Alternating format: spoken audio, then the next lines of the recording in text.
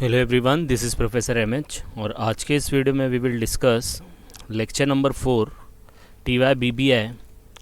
Subject is SAPM. The same subject is applicable for TY BAF also, Security Analysis and Portfolio Management. But in TY BBI it is in semester 5 and in TY BAF it is in semester 6. तो almost पूरा same है आपका subject, तो इसीलिए यहाँ पे for practice purpose we are solving the university paper solution of TY BBI November 2024 university paper solution, जिसके अंदर हम लोग टॉपिक देखने वाले हैं लेवरेजेस. तो लेवरेजेस को कैसे कैलकुलेट किया जाता है, उसका मीनिंग क्या है वो हम लोग देखेंगे और लॉजिकली समझेंगे कि कैसे इसको सॉल्व करना है. तो सबसे पहले हम लोग क्वेश्चन देख लेते हैं. क्वेश्चन दिया है calculate the degree of operating leverage, financial leverage, combined leverage from the following firm and interpret the result. 7 mark के लिए पूछा गया था. ये देखो, एक आलमंड करके है, एक बादाम करके कंपनी है जिसका कुछ डिटेल दिया है अपने पास. इसके बेसिस पे आपको ऑपरेटिंग निकालना है, फाइनेंशियल लेवरेज निकालना है और कंबाइंड लेवरेज निकालना है. आई बात समझ में? तो अब सबसे पहला क्या है, आपको ऑपरेटिंग लेवरेज निकालना है, फाइनेंशियल और कंबाइंड. तो इसके लिए एक छोटा सा फॉर्मेट बनता है. फॉर्मेट बहुत सिंपल है, आपने इसको पहले भी सीखा होगा कहीं पे. बहुत ही सिंपल फॉर्मेट है. ये फॉर्मेट अगर आपने याद रख लिया तो ऑपरेटिंग लेवरेज, फाइनेंशियल और कंबाइंड लेवरेज का कैसे भी टाइप का क्वेश्चन आएगा वो आप सॉल्व कर पाएंगे. फॉर्मेट कुछ इस तरीके से है कि सबसे पहले आप बिज़नेस में सेल्स देखते हो. इसको याद रखने का मैं आपको ट्रिक भी बता रहा हूँ. सेल्स के बाद, सेल्स कब होता है, जब आप उस चीज़ों को खरीदते हो, तो हम लोग उसको बोलते हैं वेरिएबल कॉस्ट. वेरिएबल कॉस्ट मतलब जैसे जैसे सेल्स बढ़ेगा वेरिएबल भी बढ़ेगा, जैसे जैसे सेल्स कम होगा वेरिएबल भी कम होगा. ठीक है. आप कोई भी एक बिज़नेस ले लो, जैसे फर्नीचर का बिज़नेस है. ज़्यादा फर्नीचर बेचना है तो ज़्यादा रॉ मटेरियल लगेगा, कम बेचना है तो कम लगेगा. That is called variable. जैसे सेल्स में से वेरिएबल माइनस करते हो मिलता है कॉन्ट्रीब्यूशन. कॉन्ट्रीब्यूशन का मतलब होता है सिंपली प्रॉफिट, लेकिन before fix cost. Profit before fix cost, इसलिए हम लोग फिर माइनस करते हैं फिक्स कॉस्ट. फिर आता है हम लोग को earning before interest and tax. ठीक है. अब ये जो अर्निंग आया, अब ये फिक्स कॉस्ट है. देखो, बिजनेस में यही 2 खर्चे मेन होते हैं, और भी खर्चे मेन है लेकिन ये ज़्यादा है क्योंकि आप फर्नीचर का सेल करोगे तो वो किसके ऊपर डिपेंड होएगा, रॉ मटेरियल, लकड़ी के ऊपर. बराबर है. अब वो लकड़ी से आप क्या बनाते हो, फर्नीचर बनाते हो, वो कहाँ बनेगा, फैक्ट्री में बनेगा. फैक्ट्री भाड़े पे लेना पड़ेगा, तो वो फिक्स कॉस्ट है. रेंट आपको देना ही देना है, चाहे आप फर्नीचर बनाओ या मत बनाओ, सेल करो या मत करो. ठीक है. तो ये 2 मेन खर्चा होता है. तो सेल्स में से ये 2 खर्चा माइनस करने का तब आता है earning before interest and tax. और जैसे ही आपको ये पता चला ये इंटरेस्ट और टैक्स है तो एक एक करके माइनस करो. पहला माइनस करने का इंटरेस्ट तो आएगा earning before tax, tax minus करने का तो आएगा अर्निंग आफ्टर टैक्स. देखो फॉर्मेट बन गया कि नहीं बन गया, है ना. जैसे ही आप टैक्स माइनस कर देते हो बिजनेस के अंदर, तो जो भी प्रॉफिट बचा, क्योंकि टैक्स देना गवर्नमेंट को है, विदाउट गवर्नमेंट आपको बिजनेस करने नहीं देगी. टैक्स माइनस करने के बाद जो भी प्रॉफिट होता है वो किसको बिलोंग करता है, ओनर को. किसको बिलोंग करता है, ओनर को बिलोंग करता है. अब ओनर को बिलोंग करता है, ओनर होते हैं 2 टाइप के, एक होते हैं इक्विटी शेयर होल्डर, एक होता है प्रेफरेंस शेयर होल्डर. तो इन दोनों को पैसा देना पड़ता है, प्रॉफिट का शेयरिंग देना पड़ता है, जिसको हम लोग बोलते हैं डिविडेंड. तो पहला डिविडेंड आप इक्विटी को नहीं देते, किसको देते हैं, प्रेफरेंस को देते हैं. तो इसलिए प्रेफरेंस डिविडेंड माइनस करने का तो आता है profit available to equity shareholder. क्योंकि ये जो प्रॉफिट है ये सिर्फ इक्विटी और प्रेफरेंस को ही एप्लीकेबल है, इन दोनों को ही मिलेगा. तो पहले प्रेफरेंस डिविडेंड दे दो जो कि फिक्स्ड होता है, फिर जो भी प्रॉफिट बचेगा वो इक्विटी शेयर होल्डर को होता है. उसमें से इक्विटी डिविडेंड माइनस करने का, अगर कंपनी ने डिसाइड किया है कि भाई इक्विटी को इतना डिविडेंड देना है तो दो, नहीं देना है तो मत दो. जो भी बचेगा रेसिडुअल अर्निंग एंड में बन जाएगा. रेसिडुअल अर्निंग ये अपने बैलेंस शीट में चली जाती है. जब भी अगर फ्यूचर में बिजनेसमैन को कोई खर्चा लगता है तो यहाँ से वो यूज़ कर सकता है. तो ये पूरा फॉर्मेट आपको बना लेना है. मैं आपको ये भी बताऊंगा कि ऑपरेटिंग लेवरेज का जो सम आता है इसमें और भी कौन से टाइप के क्वेश्चन पूछे जाते हैं. फिर ये बनाने के बाद आपको 3 कॉलम बनाने, याद रखना. कितने कॉलम, 3. मैं आपको पूरा बता रहा हूँ, मतलब पूरा इन शॉर्ट, कि किसी भी टाइप का क्वेश्चन आएगा तो कर सकते हो. पहले में लिखने का परसेंटेज, दूसरे में लिखने का पर यूनिट और तीसरे में लिखने का अमाउंट. क्योंकि आपको इन सब का डिटेल या तो परसेंटेज में दिया होगा या तो पर यूनिट में या रुपीज़ में. तो ये तीनों कॉलम बना लेने का सेफर साइड के लिए. आ रही बात समझ में? और फिर इसको फिल करने का जो मैं अभी बताने वाला हूँ क्वेश्चन के थ्रू. ठीक है. और यहाँ भी बताऊंगा कि ऑपरेटिंग लेवरेज में और कौन कौन से टाइप के रेशियो पूछते हैं वो भी हम लोग देखेंगे. तो हम लोग ये समझ लिए. अब इसी को हम लोग क्या करेंगे, सोल्यूशन में कैसे डालेंगे, ध्यान से देखते हैं. तो ये हम लोग ने कॉपी किया, यहाँ पे देखो. सो थोड़ा बड़ा कर देता हूँ तो आपको ज़्यादा विजिबल होगा. यहाँ पे हम लोग ने लिख लिया calculation of operating degree, financial leverage, ये सब लिख लिया. ये देखो. ठीक है. यहाँ पे हम लोग लिखना पर्टिकुलर, फिर अब ये देखो दो कंपनी है, एक आलमंड है और एक बादाम है, बराबर है, एक आलमंड है और एक बादाम है। इसको थोड़ा लाइट कर देते हैं।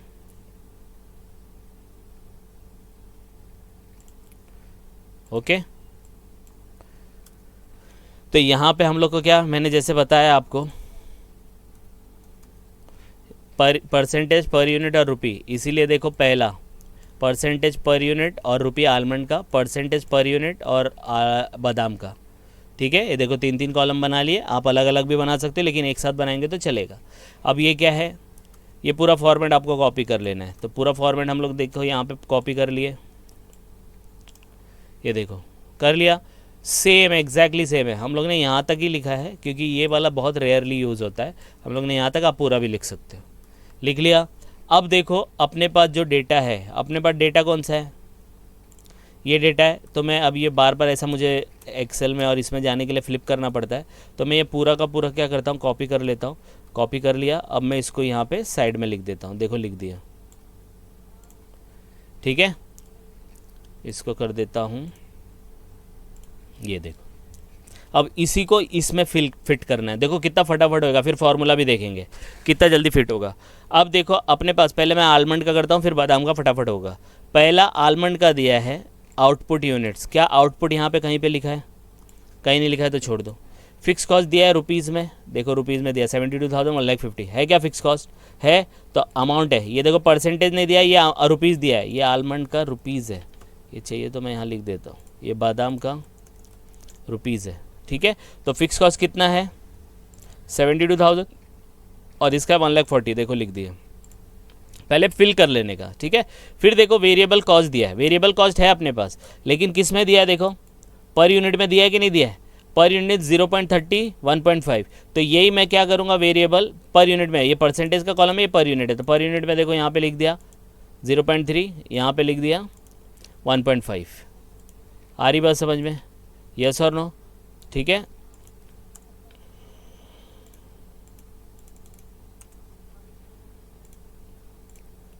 ओके, ये लिख दिया। फिर नेक्स्ट कितना है, देखो अभी तक ये यूज़ नहीं किया, बाकी ये सब फिक्स कॉस्ट लिख लिया, वेरिएबल भी लिख दिया। इंटरेस्ट ऑन बोरोड कैपिटल, क्या इंटरेस्ट है, देखो इंटरेस्ट ऑन लोन है, तो ये किस में दिया, पर यूनिट में दिया, परसेंटेज में दिया, अमाउंट में दिया, रुपीज़ में दिया तो मतलब अमाउंट है, तो अमाउंट में जाने का, दोनों के अमाउंट में और दोनों में लिख देने का, देखो 40,000 और 80,000। फिर नेक्स्ट क्या दिया, सेलिंग प्राइस दिया 0.6 2.5, तो सेलिंग प्राइस पर यूनिट दिया है, देखो पर यूनिट, तो पर यूनिट दर है, दोनों जगह जाके लिख देने का, ये देखो लिख दिया। ठीक है, फिर टैक्स रेट दिया है, देखो परसेंटेज में दिया है कि नहीं दिया है, 40%, तो यहाँ पे लिख दिया वैसे, लेकिन आप परसेंटेज यहाँ पे 40 पे लिख दो, ये देखो लिख दिया। तो ये पूरा डेटा यूज़ हो गया है ना, ये पूरा यूज़ कर लिया आप उनने, बचा क्या, ये एक आउटपुट बचा है। तो बहुत सिंपल हो गया ना, अभी बहुत सिंपल हो गया। आपका पहला क्या कॉलम दिया, सेल्स दिया है, अब सेल्स का पर यूनिट दिया है, मतलब एक का भाव दिया है, तो इसका मतलब जितनी भी यूनिट बेचा होगा उतने से मल्टीप्लाई करेंगे तो अमाउंट आ जाएगा ना। तो कितना यूनिट बेचा आलमंड ने, 6 लाख बेचा, तो 6 लाख को अगर मैं 0.6 से मल्टीप्लाई करूँगा तो आंसर आ जाएगा आपको टोटल सेल 36। देखो 6 लाख इंटू 0.6 बराबर है कि नहीं। सेम वे में 2.5 इसका पर यूनिट दिया बादाम का, तो कितने यूनिट बेचा, 1.5 लाख यूनिट बेचा, तो 2.5 इंटू 1.5 लाख कितना होता है, 3,75,000 हो गया। अपने को किस चीज़ से मतलब है, ये वाले कॉलम से मतलब है, ये सिर्फ और सिर्फ वर्किंग के लिए है कि अपने को समझ में आया क्वेश्चन, ये दोनों। ठीक है, देखो अभी अपने को ये पूरा फिल करना है, अभी भी फिल नहीं हुआ है। अब देखो ये पर यूनिट दिया है, अब पर यूनिट दिया है तो यूनिट कितनी थी, इसकी 6 लाख है, तो 6 लाख को 0.3 से मल्टीप्लाई करेगा कितना आएगा, 1,80,000। इसका 1.5 दिया है, इसका कितना है 1.5 लाख, 1.5 इंटू 1.5 लाख कितना होता है। ठीक है, फिर इन दोनों में से लेस होता है, यही तो दिया है, देखो sales minus variable is equal to contribution, minus करो तो 3,60,000 में से 1,80,000 गया, 1,80,000, 3,75,000 में 2,25 गया तो 1.5 लाख। समझ में आई बात, यस और नो। तो ये दिया है। अब इसके नीचे फिक्स कॉस्ट दिया 72, तो ये भी माइनस होता है, तो 1,80,000 में से 72 गया तो कितना बचा, 1,08,000, 1.5 लाख में से 1,40,000 गया तो कितना बचा 10,000। फिर नीचे देखो इंटरेस्ट ऑन लोन दिया है, तो 1,08,000 में से 40 गया कितना बचा 68, 10,000 में से 80 गया तो कितना बचा माइनस में 70। आ रही बात समझ में, यस और नो। फिर इसका इनकम टैक्स दिया है, इनकम टैक्स कितना था 40, तो 68 पे 40% कितना आता है निकाल लो। 72 27 227 माइनस करेंगे आंसर आएगा इतना। इसमें आएगा क्या, निकाल दिया लेकिन आएगा नहीं, ठीक है। ये आपको लॉस है तो लॉस में नहीं आता कुछ भी, तो ये ज़ीरो ही रहेगा। समझ में आया, यस और नो। ये बन गया। प्रेफरेंस डिविडेंड का डिटेल नहीं दिया, इसका मतलब यही चीज़ आपकी नीचे आ जाएगी 40,800 और माइनस में 70,000। देखो ये पूरा फिल हो गया, अभी हो गया कि नहीं हो गया। अब ये पूरा फिल हो गया है, हम लोग को निकालना है तीन चीज़, ऑपरेटिंग लेवरेज, फाइनेंशियल लेवरेज और कंबाइंड लेवरेज। फॉर्मूला बताऊंगा, एक्सप्लेन करूंगा, फिर इसका लॉजिक भी बताऊंगा, ठीक है। अब ऑपरेटिंग लेवरेज का फॉर्मूला क्या है, तो ऑपरेटिंग लेवरेज हम लोग ने देखो यहाँ पे लिखा है, फिर दूसरा हम लोग ने लिखा है फाइनेंशियल लेवरेज, देखो यहाँ पे लिखा है, फिर हम लोग ने थर्ड लिखा है कंबाइंड लेवरेज। कंबाइंड लेवरेज तो बहुत ही आसान है, ठीक है। अब ऑपरेटिंग लेवरेज का फॉर्मूला क्या है, तो ऑपरेटिंग लेवरेज का फॉर्मूला कॉन्ट्रीब्यूशन अपॉन ईबीआईटी, ठीक है, contribution upon EBIT. Financial leverage का फॉर्मूला क्या है, ईबीआईटी अपॉन ईबीटी, लॉजिक बताऊंगा। और कंबाइंड मतलब दोनों को कंबाइंड कर देने का, ऑपरेटिंग इनटू फाइनेंशियल लेवरेज, ठीक है। और ऑपरेटिंग इनटू फाइनेंशियल लेवरेज को जब सॉल्व करेंगे तो आएगा कॉन्ट्रीब्यूशन अपॉन ईबीआईटी, ठीक है। देखो अब लॉजिक देखो, ये आपने बनाया था कि नहीं बनाया था, ठीक है। अब इसको देखो मैं बताता हूँ कैसा, जो ये ब्लैक में दिया है ना उसको ध्यान में देखो। देखो कॉन्ट्रीब्यूशन अपॉन ईबीआईटी, ठीक है, ये आपका ऑपरेटिंग लेवरेज हो गया। फिर ईबीआईटी अपॉन ईबीटी, ये आपका फाइनेंशियल लेवरेज हो गया, मतलब कॉन्ट्रीब्यूशन डिवाइड बाय ईबीआईटी। तो देखो ऐसा बन गया, 3 बन गया कि नहीं बन गया। अब कंबाइंड लेवरेज है, दोनों को कंबाइंड करेंगे तो दोनों में एक चीज़ कॉमन है, ईबीआईटी, ये हट जाएगा तो क्या बचेगा, कॉन्ट्रीब्यूशन अपॉन ईबीटी। ये देखो बन गया, बच गया कि नहीं बच गया, बराबर है। तो आपको इसको कैसे याद रखना, फॉर्मूला याद हो जाएगा। फॉर्मूला याद रखने के बाद क्या करना है, इसको एक बी बना देने का, कंट्रीब्यूशन से बी बन गया कि नहीं, बी देखो ना बी बना है, बी का शेप आया कि नहीं आया, बराबर है कि नहीं। तो ये तो फॉर्मूला, ये कंबाइंड लेवरेज है, ओके। अब इसका मीनिंग समझाऊंगा, लेकिन आपको इस तरीके से इसको याद रखना है। अब कंट्रीब्यूशन ये हम लोग ने लिख दिया इधर पे। अब आपका बादाम का, आलमंड का कंट्रीब्यूशन कितना है,